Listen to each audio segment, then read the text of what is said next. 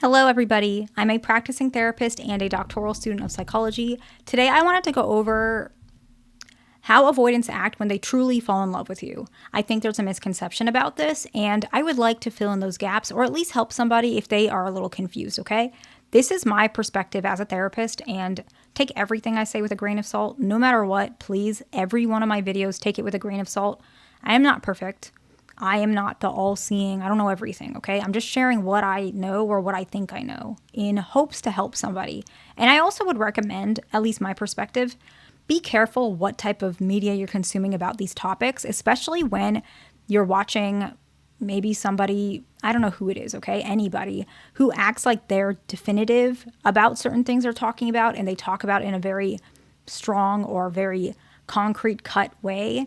Typically, that may be a sign that you might be watching something that might not actually be helpful, right? If somebody says a black and white type of behavior, avoidants do this, or they're neurologically whatever, just new things people are saying without any education or training, right? Whatever it is, it's okay. I'm not even judging.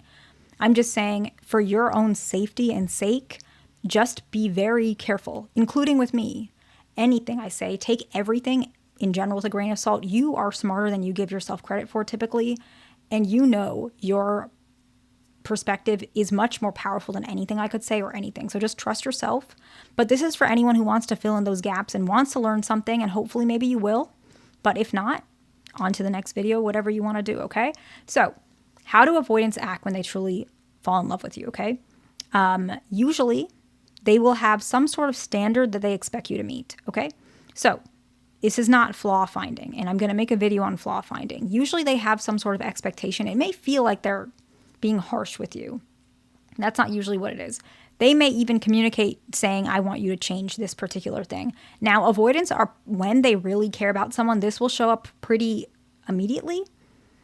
No, not immediately, but usually when they get really attached to you, you're going to see that they're having some expectation for you. And you might not like what you hear, but that's their expectation. It might be unreasonable because often it might be perceived as unreasonable, okay? The reason why is this is a form of reliance, okay? And that's why it comes when they love you, okay? They trust you to make that change to some extent, which is why they're sharing it, but it's also their way of showing vulnerability. So then why is the expectation so high? Usually it's because, first of all, it's hard for them to translate how they feel. And second, their needs are usually very different from yours. And so you might think it's a high expectation because it feels like they're asking a lot from you because it's not how you normally operate. I'm going to give an example. Let's say we have an anxious, preoccupied female. And maybe we'll say she also has trauma, right? Maybe she's got PTSD, or maybe she has borderline, put a personality disorder. So she's got a lot of things to work on, and she is actively working on it. That's why I mentioned she might have a diagnostic impression.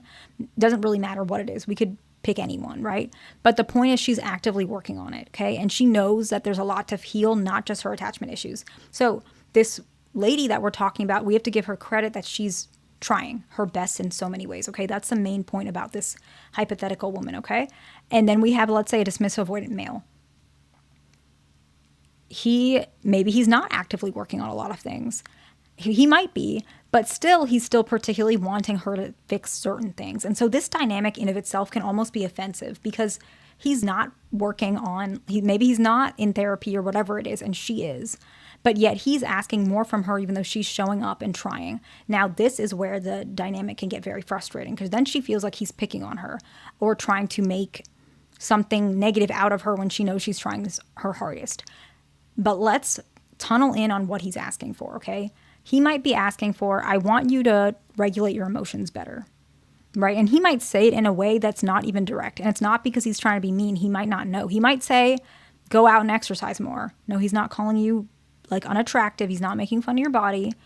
In this example, he's just saying, hey, do a coping mechanism. That's what I do, right? He might say something like, maybe you should talk to your friends about this. I don't know what it is. I want you to manage your feelings by yourself, or I want you to make decisions by yourself. I don't want to make that decision for you, okay? Why is he saying that? It's not because he's saying there's something wrong with you, okay? When you're actively working on yourself, you're going to therapy or you're healing or watching whatever videos, that's great. But he's not saying for you to get better in all of these ways. He could care less. Not that he doesn't want you to get better, But he likes you for who you are. So that's not the issue. The issue is he wants you to tolerate your own emotions because he knows that that's going to push him away someday. And he doesn't want that, right? That's where the investment is actually coming from. He is saying, I want you to fix these things so that we can have a relationship, a long-term one. So I'm going to give the flip side example so that you guys can understand where it's coming from, okay? Let's say you say, I want you to be more affectionate. Why are you saying that? Are you saying that because you think they're going to end up, I don't know, hurting themselves? Do you think that it means that they're not going to be able to function? Possibly. But the main reason you're saying that is because you're saying, if you're not emotional, I'm afraid it'll affect our relationship. If you're not going to hug me or kiss me, I'm afraid I'll become distant or I'll lean into somebody else or I'm not going to feel like it's enough. I'm not enough, right? That's exactly why you say this. It's the same thing. It's not that there's something wrong with you. It's that they have a standard because they're saying, I need this if we're going to do this for long term. It's a good thing, even though it doesn't feel good. And I don't even know if that made a lot of sense, but I'm trying because this is one of the most common traits. And I probably should make multiple videos on this because avoidance, when they do this, it's a good thing. It just doesn't feel good. And if you can do whatever they're asking and they can do whatever you're asking, usually that relationship is overall very stable, okay? The next one is they will tolerate you, right? I don't like that word, but I'm just using it because that's usually how they see it. They will tolerate you compared to how they tolerate other people. Okay. There's a lot of questions. So let's do examples. I like examples. Y'all like examples. Let's do it. Okay. Let's say we have an avoidant. Let's say he's, I don't know, 40. Perfect round number, 40. Okay. So he's lived a lot. He's had life, but he's also not so older. He's in his, he has experience, but not so much experience. But let's say he's been out of the dating relationship, whatever, for 5 years, okay? He has not dated in 5 years, and you're in his life. And maybe you had a really tough day, and you're sad, and you want to complain about it, which is normal. You're crying about it, or maybe you're asking him to change certain things, some sort of emotion. And you do that for, let's say, an hour. And he's on the phone and he's listening to you, okay? And then what happens? He might get a little frustrated. He might crash out and say something like, you don't know, how much I tolerate or how much I do for you. I would not do this to anyone. If anybody else talked like that to me, they would be out of my life, right? Of course, that's very, it probably takes you back.